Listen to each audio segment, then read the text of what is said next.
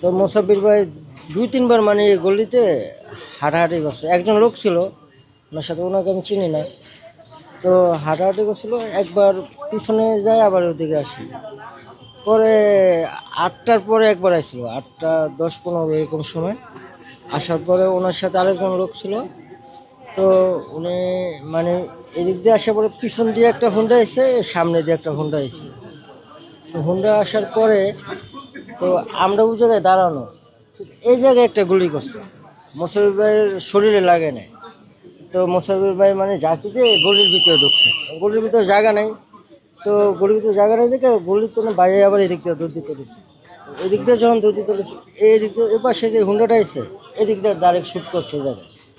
এই জায়গায় মানে 4টা গুলি করছে। 4টা গুলি করার পরে সাথে সাথে উনি ওই জায়গায় মারা যায়। আর আরেকজন লোক ছিল, ওনাকে মানে পেটের এই জায়গায় গুলি করা হয়। একটা গুলি করছে, গুলি করার পরে সাথে সাথে ওনারা মানে সেকেন্ডের ভিতরে ওনারা উদয় হয়ে গেছে। পরে আমরা কয়েকজন এসে তারপরে ইয়াতে উঠে দিয়ে হসপিটাল নিয়ে যাই। এর আগে মানে এই জায়গায় মারা যায়। জি জি, স্পটে মারা গেছে, কিন্তু আমরা 4টা রাখছি, বুকে 4টা ওনার। আর ওনার পাশে যে লোক ছিল ওনার একটা লাগছে। হ্যাঁ, কিন্তু আরেকজন যে ছিল ওনার যে একটা লাগছে, উনি এখন মানে সুস্থ আছে মোটামুটি। জি, ঢাকা মেডিকেল আছে। উনি সব কিছু তথ্য দিতে পারবো, কে মারছে উনি সব কিছু জানে। আর এমনি আমাদের কাজীপাড়ার ভিতরে মানে মোসাব্বির ভাই অনেক ভালো লোক ছিল একজন।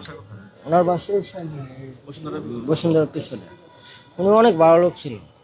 ওনার জন্য মনে করেন যে আমরা কাজীপাড়া, কারণ বাজার বলেন, বসুন্ধরা বলেন, সব জায়গায় ব্যবসা করে মানে খুব শান্তি পেয়েছি। কেউ চান্দাবাদ ওনার কথা করে মানে কেউ আসতো না।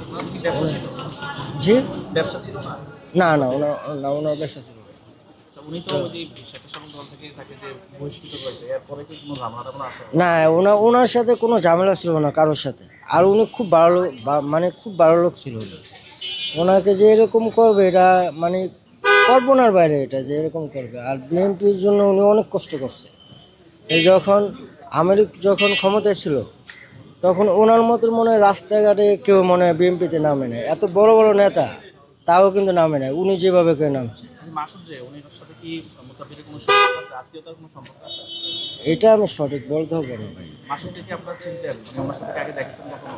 ভ্যান সমিতির সাধারণ সম্পাদক। হ্যাঁ, ওনাকে চিনি।